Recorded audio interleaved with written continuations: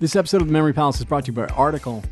We are big fans of Article here at The Memory Palace. This room of the palace, the ballroom where I'm sitting right now, it's palatial, trust me, is lit beautifully by a legit beautiful lamp from Article. This stuff is of extraordinarily high quality.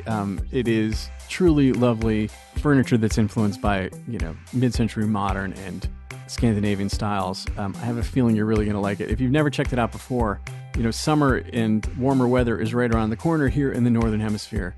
And they really have fantastic outdoor furniture. It's totally worth checking out. Go to article.com and take a look.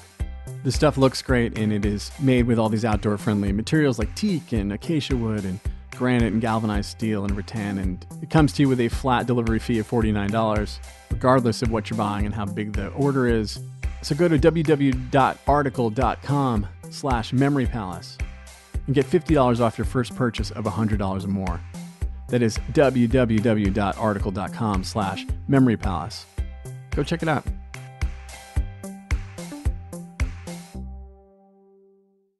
The Memory Palace is brought to you by Rate Marketplace. If you're a homeowner, did you know it takes just minutes to see if you're eligible to save up to $4,000 a year?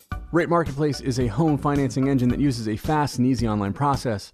With Rate Marketplace, you can drop the paperwork and in a few minutes get a custom mortgage solution from your phone or computer. If you want to get started and see your savings at ratemarketplace.com/memorypalace.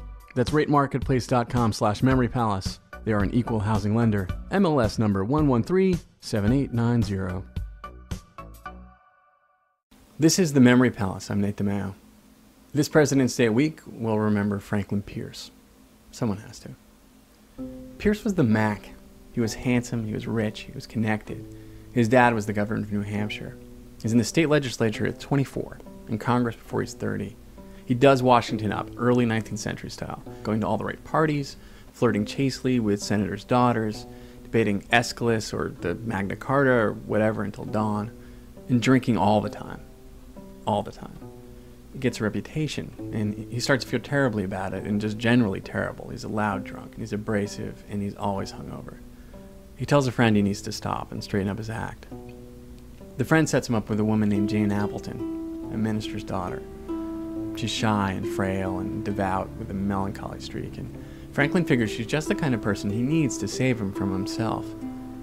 Jane hates D.C. She hates the parties. She doesn't trust her husband's friends, his old drinking buddies. She keeps telling him to quit politics. He's a senator by now. Move away from this awful place and its bad influences and its booze. And eventually he does. He resigns his seat. He heads off to fight in the Mexican-American War.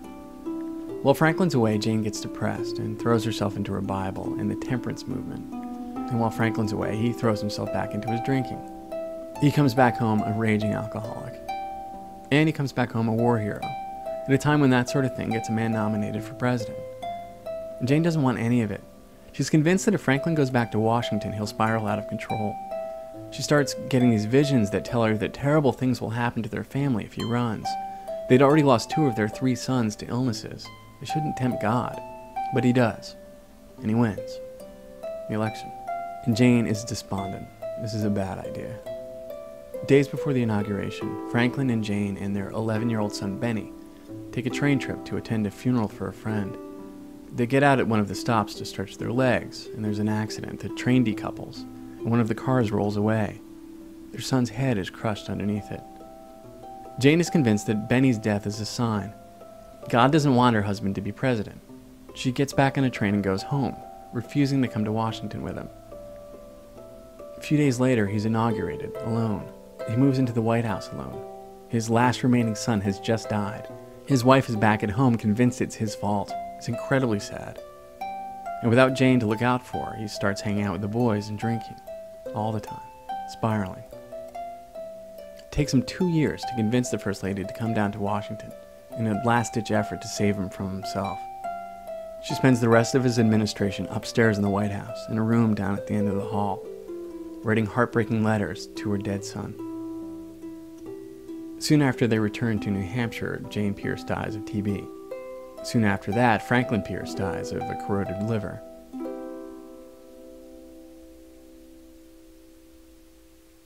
Also, as a president, he totally sucked.